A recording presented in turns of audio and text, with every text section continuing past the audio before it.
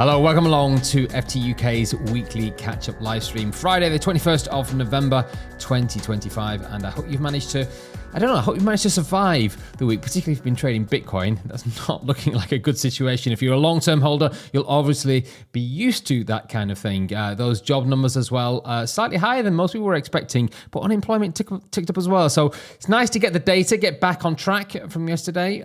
We'll see what happens into the end of the year. Okay, we are going to look at the weekly payout review this week. I also want to then do a quick recap on the trading contest, which is massively popular and it's quite close at the top, so I thought we'll have a quick look at it. And then we'll have the most amazing trader interview, a guy that we has just scaled up to level 3.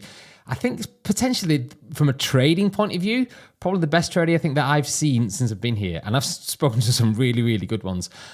He's operating out of Japan, and it's going to be on the YouTube channel next week. And I want to break down some of what he said because I think it's very, very interesting. And there's two key things in there that are secrets. So they're not really secrets, but they're things that you may never have considered at FTUK and when you're trading as well. So I thought we'd touch on those. Let's jump in and let's start with the weekly payouts. It's been a good, solid week for payouts. We've had stronger, of course, but it is getting into that time of the year when things are starting to calm down. But it's very, very nice to see on the weekly payout side, we've got our first futures payout. King O, great name, King. Congratulations to you. $2,773 on, I think it's an instant sim funding account on the 150K account size. Beautiful, well done. That's the first one. Being first on the leaderboard for that one is no bad thing at FTUK. So yeah, those futures are available. The opportunities are there. If you're a day trader, jump in and have a go. It's a very, very well put together trading program at FTUK. Herschel W as well. Congratulations to you, 3,365. Josh H as well, 2,683. Congratulations to you. Good solid week, 42,130.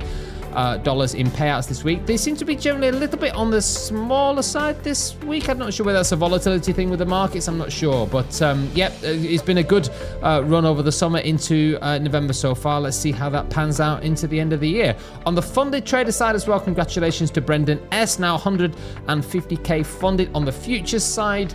That's beautifully done because, you know, once you get in through the evaluation stage on that and then getting the activation sorted, yeah, you're on a good track now. So that's a nice account to take into December with you. Lohar A as well, congratulations on your 100K account. I think that's a two-step. Funded account now, so well done to you as well. Samuel P as well, another 100K. So there's a few 100Ks in the spread this week on the funded side. Nice to see. Quite a lot on the funded side as well. $1,580,000 in total funded accounts for this week.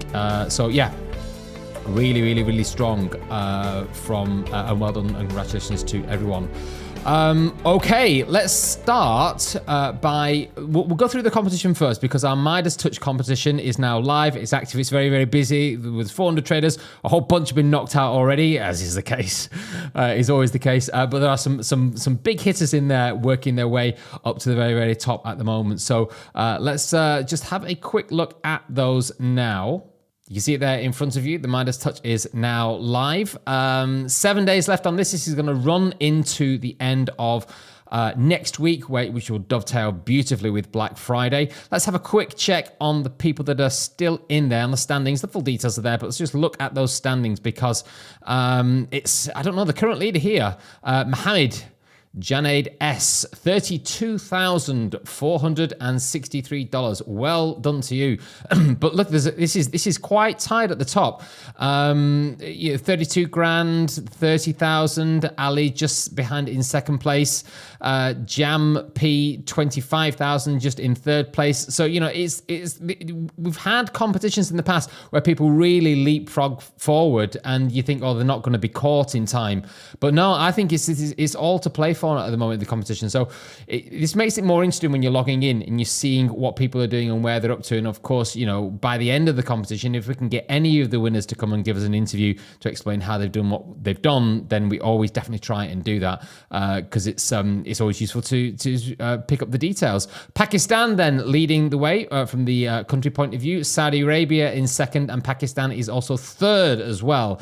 I don't think that there's anybody surviving now from the UK, unfortunately, my home country, or the United States. So it's good to see these guys out here. Pakistan, India, fantastic at cricket and fantastic at trading, it seems. So yeah, you can filter all the countries here if you want to. So if you wanted to just have a look at how we are representing in India at the moment, if you go all the way down, there it is. India, very, very strong contingent from India at the moment. 4th, 7th, 9th, 10th, 12th, 13th. Yeah, all in there. So yeah, fantastic. Thank you very much for everybody that's joining in on the contest at the moment. And of course, we run these contests. We run something every month. We have a very popular contest in January called our January Jumpstart, which, after the Christmas period, and you're looking to think about what you're going to be doing for the new year, the January Jumpstart is a great way to start the new year. So yeah, pay attention for that one. There should be some fantastic prizes on it as well. So yeah, absolutely amazing. We'll see how that runs into the end of next week. If you, the prizes that are up for grabs are particularly sizable as well. $1,000 for first prize, $500 for second prize, third prize is $250, and then there's a whole myriad of accounts. Everybody in the top 50 gets something, whether it's a fantastic discount or there's some sort of an account in there. So yeah, this is fantastic. They are growing in popularity month by month. So yeah, please do join in on the next one, the January Jumpstart is probably going to be the next one. I don't think they're going to be running one in December. Okay, right. I want to talk about this gentleman here. I'm super excited about this. This is a guy. He's a young guy, and he's going to be a very, very successful trader. You can just tell the way that he thinks. I really like him. Tae-hong, he's trading out of Japan. I don't think he is Japanese, but he's trading out of Japan, and he's been doing it for the last 8 years. We had a good chat earlier in the week, and I really like his style. I like his trading approach, and I like his attitude towards where you build a successful trading strategy. His trading is pretty much flawless. He's trading an instant funding account on Match Trader. I'll go into all those the reasons why. But this is the thing. He's now on level 3. And he's done it in the most beautiful fashion ever. His trading style, and this is why I wanted to talk about him a little bit. His trading style is something that you could only really describe as being a sort of like a reverse psychology thinking. So what he's doing is he's approaching the markets all the time from thinking, what would a market maker be doing now? Where would a market maker want to flush weak players out? And he's building his strategy. So in a simple way, where people are getting stopped out, he then wants to take a position. All I can say is that it's working. We had a good conversation. It'll be on the YouTube channel next week. I've got some clips that I want to play from it because I want to show you his equity curves. And he's so impressive that he's managed to do so well. Go from level 1, level 2, and he's now on level 3. And I think he's got $1,000 payout on the way. But yeah, I started giving us a bit of a history on his trading and why he's gravitated towards Bitcoin and how that sort of helped to inform his strategy. Have a listen to this. Like for the first several years, it was difficult. Like I didn't have any teacher. All I did was just checking YouTube, learn about basic stuff like indicators, like trend line, those stuff. But unfortunately, those things didn't work. But I kept trying and trying. And the asset I trade mainly is Bitcoin, which is cryptocurrency. And I noticed market makers are trying to liquidate us. And especially they are making candles that matches for trend line and like, let's say RSI stuff. So I noticed instead of like enter position based on basic indicators and trend line, what if I follow what market makers are trying to do? Check CVD, check liquidation map. And I was thinking, if I'm market maker, how can I get the profit? Do I pump it now or dump it now? I always check that thing, and I started making profit by then. So his entire approach is built around thinking how the other guy is going to trade. And that is what has sort of led him to where he is. He's sort of struggled with traditional indicators, struggle with that. And so his whole technique is built around that. I think it's a really fascinating approach. And one way that I was thinking after the call, like, how you can get into that way of working. And one simple technique you can do for your own development as a trader is trade the Open of the London Open or the US Open, something like that, every day for like 4 or 5 weeks. And keep you can do this on a demo account and just keep it very, very simple where you're going to do everything intraday and you're looking for feedback. Yeah. So you think, okay, this is what I think is going to happen. Buy into the market or sell into the market, and this is where my stop is. And then invariably, if you do get stopped out, you get stopped out. But the problem is that as you do that day to day and you keep going, is you build up a catalog of where you're getting stopped out intraday. And then if you go back and you start to look and you see that there was an opportunity where you got stopped out, as in, that's where you could put your trade, you'd be surprised at how much you can then start to turn that kind of thing into your advantage.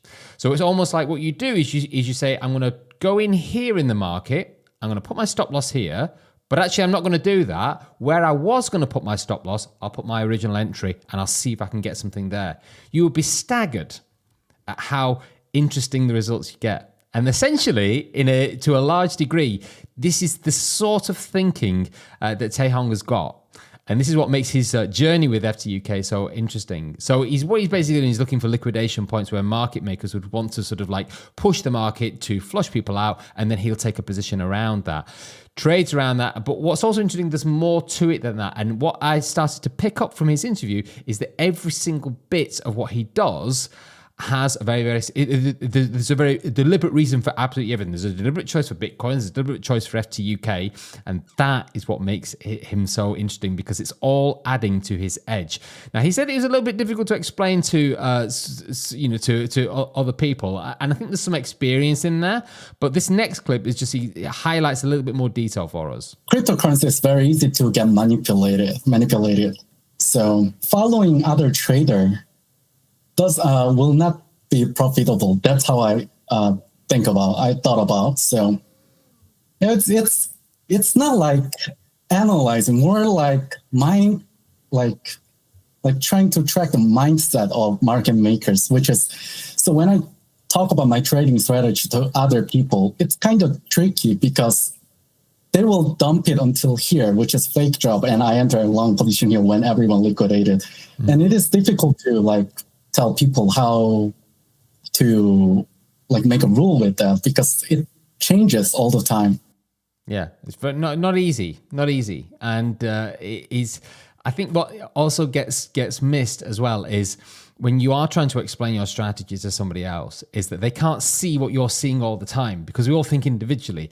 And the experience, I mean, this guy's been doing it for 8 years. The experience that you build up over that time connects with you in a way that you just putting it down on paper may sound, I don't know, very, very arbitrary, because a lot of traders, you can give them the exact same strategy and the exact same process, but they'll all come up with different results. And that's because of their own psychology and their own levels of experience. So I get it. I totally get what he's trying to do and the way that he's doing it, but I can also understand, that there's possibly, it's not easy just to sort of lay it down as a simple set of rules, because there's some sort of the experience of understanding or watching the market. This is why I've always said for people that ask, about learning to trade, you never waste time watching prices. I would watch prices all day, and I could just sit there my entire day watching the market. It's just almost like just watching a good movie or something like that, because you're just as absorbing it. So never ever discount that. I've got here his equity curves from level 1 to level 2, and I asked him specifically about why there was such a big difference. Because if you look at you've got the same sort of angle on the equity curves there on the level 1 and then also on the level 2. But you look at the volatility. The volatility is completely different. It's thinner, it's ragged, it's wider on the level 2. But on the level 1, it's smoother and there's less drawdown on the equity as he's progressing through it. Roughly the same sort of duration between both of them as well, but very, very, very different. So I asked him about that, and this is where it starts to get even more interesting, because he said this is how he started to feed fundamentals in. And I think it illustrates a very, very interesting point. So I got him to speak about that. Have a listen to this, and I'll show you exactly what I think that means happens in terms of an equity curve? It is the market situation. Like, let's say I was checking strategy. Do you know company of strategy and BlackRock, which is fund company? I've checked their portfolio and they were like buying Bitcoin extremely. And that was when I trade instant fund number one account. So it was very easy. As the portfolio shows, I didn't enter short position at all because I knew they are trying to pump it now. Yeah, so I followed that track. And for second account, it was kind of peak. It reached ATH like twice. So, but still, I didn't want to enter a short position because I was thinking until end of 2025, it will be like keep pumping, which wasn't. So I lost, but trying to get the long position, where the people get liquidated and enter. So the market was going down, but I entered long position and tried to make the profit. That's what I did for a second account. So basically, he took a fundamental leaning off the fact that BlackRock were investing heavily in Bitcoin. And that will be public information. You can go back and you'll be able to search that. There will be announcements all over the wires saying, BlackRock are investing and they're buying and that kind of thing. And of course, you're a big institution, you don't do it all in one go, in one trade. Big institutions, they buy in levels and they buy over a sustained period of time if they're going to move, which is why always traveling with the bigger participants or riding on the back of their coattails is always just such a very good idea. And it's a massive, massive advantage. So you can see that, and also that informed his buyers as well. So they're buying, I want to be a buyer. I don't want to be shorting this. I want to stay long. So that directional bias as well really helped him, backed by understanding that the big guys are doing it as well. And that's the big difference in the equity between level 1 and level 2. So if you look at the equity there on that level 1 there, how smooth that is, that's what I'm trying to say is that's what having a big institution that's also active in that market can do to help you in your equity curve, because it's more solid. Yeah, it's less thin, it's less ragged. There's less of that in this level 2 here. Now he still managed to achieve it, no problem, because he's obviously he's very experienced and he's good at doing what he does. But it highlights such a very, very core reason why understanding the fundamentals, understanding who is buying, is just so massively important. So there's so many pieces of this that are connected together. Now, there's some core secrets in here. There's specifically 2 things that I think are real core secrets of what he was doing and how he was basically doing it. And it was basically this. The first thing is to build your strategy around reverse psychology of how you would normally trade or how you think the other guy is trading. And that's the very, very key advantage. It takes a lot of work as well to strip your emotions away from the reactions in the market when you're wanting to do something compulsively and just follow a strategy, versus thinking, okay, like how's the other guy doing it, which has probably got something very, very similar to people that are very good at playing chess. Because when people that are very good at chess, they say that you don't play your move, you play your move against thinking why the other guy just did what he did. Yeah, which is fascinating, absolutely fascinating. All of that is a huge bit of your trading edge, and then you build your strategy with that as a base layer. That's the first thing, which I think is fascinating. The second thing is to do all of your research into the prop firm, the products, the assets, the strategy, all that in terms of looking at how you turn each decision into a very, very tiny advantage. And this is something that I've not got a clip of this because you'll see it in the interview on Tuesday. What he did is there was a deliberate reason why he chose FTUK. And I always ask people, so has everything been okay with FTUK? And he said that he liked FTUK for one core reason, and that was on crypto products, there's no swaps. And he's right, there's no swaps on crypto products. And then the penny dropped, and I thought, and he said, yeah, but there's a lot of swaps. The swaps on crypto products and the spreads are incredibly wide with a lot of the big firms, a lot of the big prop firms. But he said, you don't get that at FTUK. And he's right. And I also asked him as well, because he'd done some free trials with FTUK and he favored the Trade Locker platform. And I'm always interested to know why people choose the platform that he chose.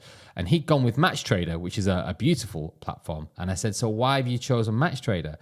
And he said, it's because the spread on Match Trader is the most competitive out of all the different spreads we have at FTUK.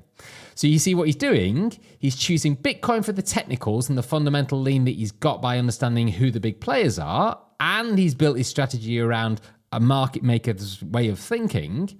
And then what he's doing from there is he's selecting the firm and his platform and the other bits of it to help feed into his advantage.